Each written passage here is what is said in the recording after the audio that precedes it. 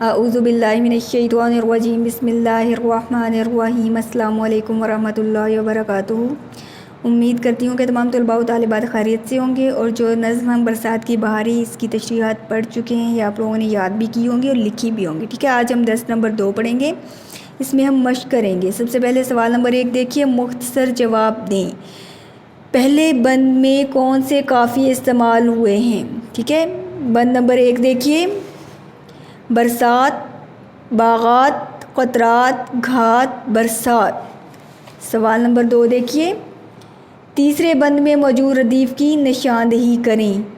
ٹھیک ہے، بند نمبر 1 2 3، ٹھیک ہے۔ تیسرے بند میں دیکھیے، ہر جا بچھا رہا ہے سبزہ ہرے بچھونے، قدرت کے بچھ رہے ہیں ہر جا ہرے بچھونے، جنگلوں میں ہو رہے ہیں پیدا ہرے بچھونے، بچھوا دیے ہیں حق نے کیا کیا ہرے بچھونے، کیا کیا مچی ہیں یارو برسات کی بہاریں۔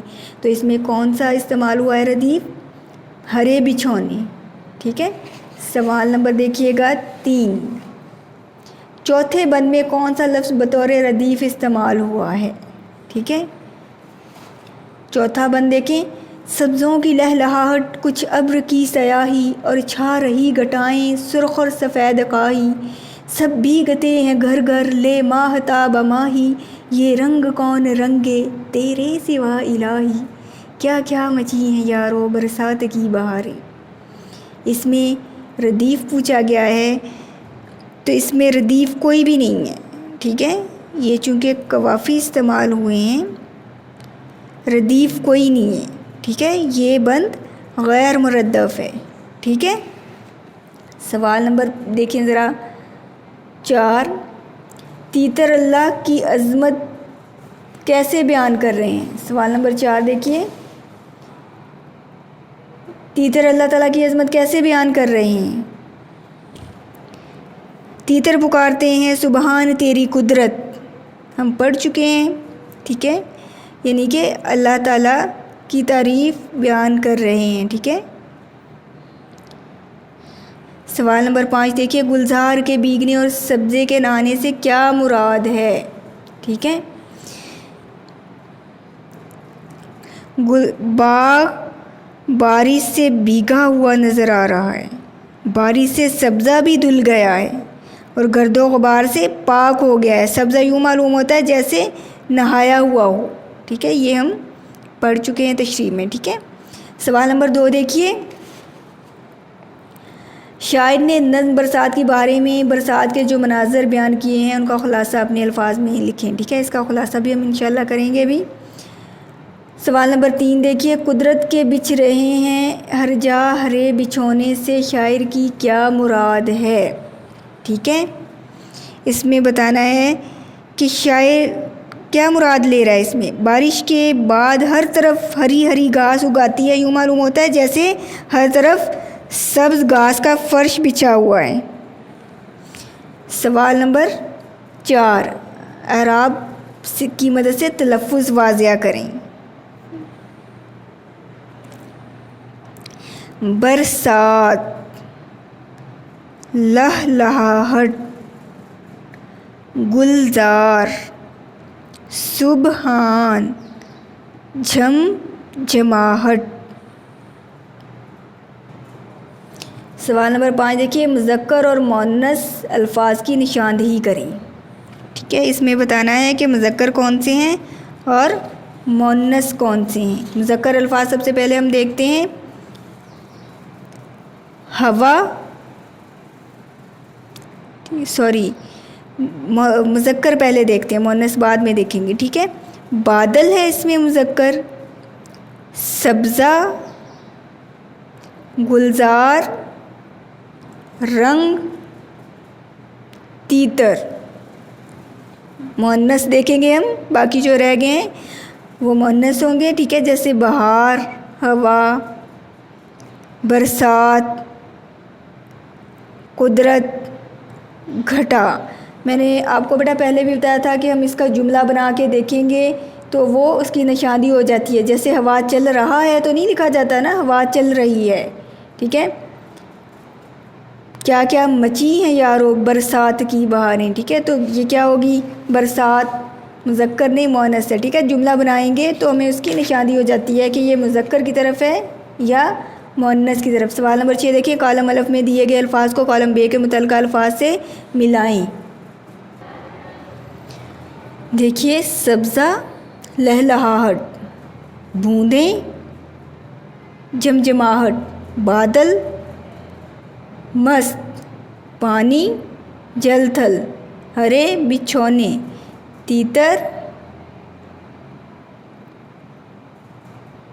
تیتر سبحان، ماہ ماہی، ابر سیاہی. ٹھیک ہے، یعنی کہ ہم نے جو نظم پڑھی ہے اس میں جو مطابقت الفاظ کی استعمال کی گئی ہے وہ آپ نے بیان کرنی ہے. ٹھیک ہے. سوال نمبر 7 دیکھیں ذرا. جس نظم کے ہر بند میں ایک ہی مصرع بار بار دہرایا جائے اسے ٹیپ کا مصرع کہتے ہیں. اس نظم میں ٹیپ کے مصرعے کی نشاندہی کریں. وہی جو تشریح میں آپ کو پڑھاتے ہوئے بار بار دہرا رہی تھی تاکہ آپ کو ابھی سے یاد ہو. ٹھیک ہے. کیا کیا مچی ہیں یارو برسات کی بہاریں، ٹیپ کا مصرع. ٹھیک ہے. آگے دیکھیں ذرا، نظم برسات کی بہاریں خلاصہ ہم انشاءاللہ اس کا کرنے والے ہیں ابھی. سوال نمبر 9 دیکھیں، مندرجہ ذیل الفاظ کو جملوں میں استعمال کریں. لہلہاہٹ، ٹھیک ہے، اس کے ہم نے جملے بنانے ہیں. لہلہاہٹ، فصلوں کی لہلہاہٹ دیکھ کر دل خوش ہو جاتا ہے. جل تھل، بارش کی وجہ سے ہر طرف جل تھل ہو گیا. جل تھل ہو گیا یعنی پانی ہی پانی ہو گیا. گلزار، بارش کی وجہ سے گلزار دھل گئے، بھاگ ہوتا ہے. ٹھیک ہے. گھٹائیں، گھنگھور گھٹائیں چھا رہی ہیں. ماہتاب ماہی، برسات سے ماہتاب ماہی ہر چیز متاثر ہوتی ہے. ٹھیک ہے، یعنی چاند سے لے کر پانی میں بہنے والی جو مچھلی ہے وہاں تک ہر چیز متاثر ہوتی ہے. ٹھیک ہے. اب ہم سب سے پہلے اس کا خلاصہ کریں گے. ٹھیک ہے. نظم جو ہم نے کی ہے مشق بھی اس کی کر چکے ہیں. ٹھیک ہے. معروف جو عوامی شاعر ہیں، شاعر فطرت نذیر اکبر آبادی موسم برسات کی بہاروں کا تذکرہ کرتے ہوئے کہتے ہیں کہ برسات کی آمد کے ساتھ ہر طرف بہار اور سبزے کی حکمرانی ہو جاتی ہے. بوندیں برس رہی ہیں، بادل مچل رہے ہیں، جڑیاں دھوم مچا رہی ہیں، ہر طرف خشکی اور طری پانی کا منظر دکھا رہی ہے. جس طرف بھی نظر اٹھتی ہے جنگل، بیاباں اور چراگاہیں سرسبز نظر آتی ہیں. کھیت لہلہا رہے ہیں، چاند اور آبی مخلوق مچھلی بھی اللہ کی رحمت سے فیض یاب ہو رہے ہیں. یہ سب اللہ کی پہچان قرار پاتے ہیں. اللہ کی قدرت کے نغمے ہر سو الاپے جا رہے ہیں. سب اس کی قدرتی بہار کے نقشے میں مست ہو رہے ہیں. تیتر بھی سبحان اللہ کا ورد کر رہے ہیں. برسات کا جو بہاروں کا انداز ہے وہ باکمال نظارہ پیش کر رہا ہے. ٹھیک ہے. اب ہم اس کی گرامر والا جو پورشن ہے وہ دیکھتے ہیں کہ اس میں دیا ہوا ہے تشبیہ. یہ بیٹا میں نے آپ سے کہا تھا موسٹ امپورٹنٹ پارٹ ہوتا ہے یہ ہماری سبق یا نظم کے اختتام میں جو گرامر والا حصہ دیا ہوتا ہے. ٹھیک ہے. تشبیہ، کسی چیز کو کسی خاص وصف کی وجہ سے کسی دوسری چیز کی مانند یعنی کہ دوسری چیز کی طرح یا اس جیسا قرار دینا تشبیہ کہلاتا ہے. جیسے خوبصورت چہرے کو پھول کی مانند قرار دینا. اکثر ایسا ہوتا ہے نا کہ ہم اچھے جو چہرے لگتے ہیں ان کو پھولوں کی طرح قرار دیتے ہیں. ٹھیک ہے. پھول کیا ہوتے ہیں؟ خوبصورت لگتے ہیں نا، اس خوبصورتی کی وجہ سے. ارکان تشبیہ کتنے ہیں یہاں پہ بتایا گیا؟ 5 ہیں. پہلی چیز کو مشبہ، دوسری چیز کو مشبہ با، اور دونوں کے درمیان مشترک خوبی یا صفت کو وجہ شبہ، جیسے وہ ہم نے اس میں پڑھا تھا نا وجہ جامعہ. ٹھیک ہے. استعارہ میں تو یہ جو مشترک خوبی ہے اس کو وجہ شبہ کہتے ہیں. ٹھیک ہے. حروف تشبیہ، ٹھیک ہے، حرف تشبیہ اور غرض تشبیہ بھی تشبیہ کے ارکان ہیں. تشبیہ کا مقصد کسی عام چیز کی خوبی کو واضح کرنا ہوتا ہے. ٹھیک ہے. اور اس کی وضاحت کرنا ہوتا ہے. تشبیہ سے بات میں خوبصورتی پیدا ہو جاتی ہے اور بیان دلچسپ ہو جاتا ہے.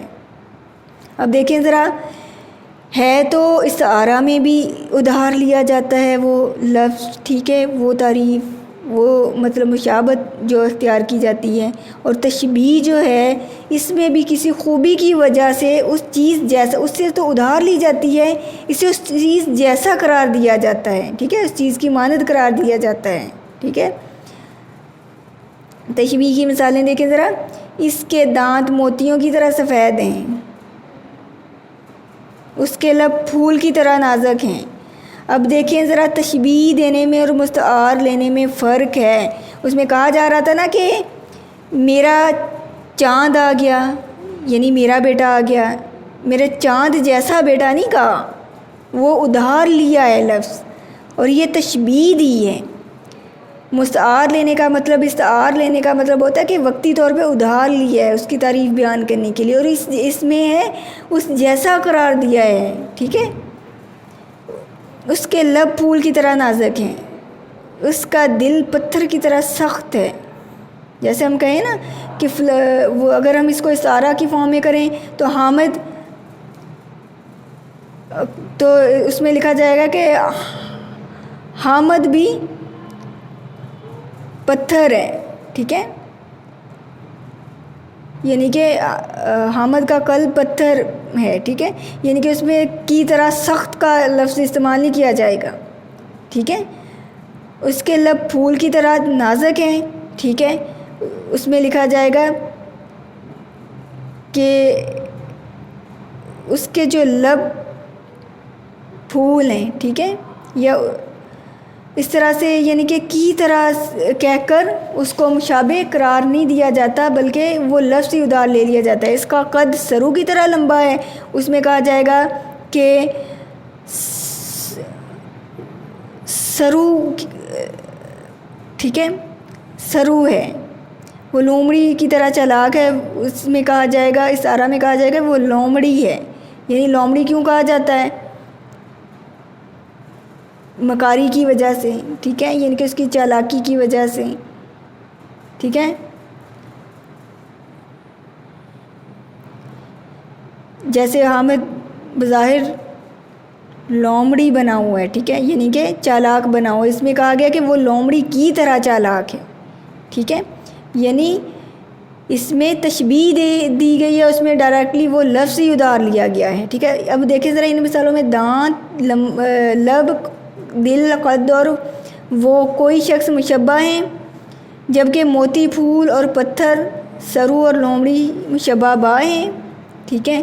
ان مثالوں میں بالترتیب سفیدی، نازکی، سختی، لمبائی، چالاکی تشبیہ کی وجوہات یا وجہ شبہ ہیں، جس کی وجہ سے یہ اس سے یعنی کہ اس سے تشبیہ دی جا رہی ہے۔ حرف تشبیہ کیا ہیں؟ ایسے الفاظ کو کہتے ہیں جو مشبہ با اور مشبہ کے درمیان رابطہ پیدا کرتے ہیں، جیسے کی مانند، کی طرح، صورت جیسا وغیرہ۔ غرض تشبیہ سے مراد وہ مقصد یا سبب مراد ہے جس کے لیے تشبیہ کا سہارا لیا گیا ہے، ٹھیک ہے۔ اس کی مثالوں سے ہمیں یہ واضح طور پہ سمجھ آ جاتی ہے، یہ آپ لوگوں نے اچھے طریقے سے یاد کرنی ہے، ٹھیک ہے۔ اس کی آپ کو اور بھی مثالیں اگر بنانے کے لیے کہا جائے تو آپ نے بلکہ ایسا کرنا ہے کہ تشبیہ کے معنی و مفہوم کو یاد کرنا ہے، ٹھیک ہے، اس کے ارکان یاد کرنے اچھے طریقے سے، اس کی یہ مثالیں بھی یاد کرنی ہیں، اور آپ لوگوں نے 5 مثالیں اور بنانی ہیں، اس کی 5 جملے اور بنانے ہیں جس میں تشبیہ جو ہے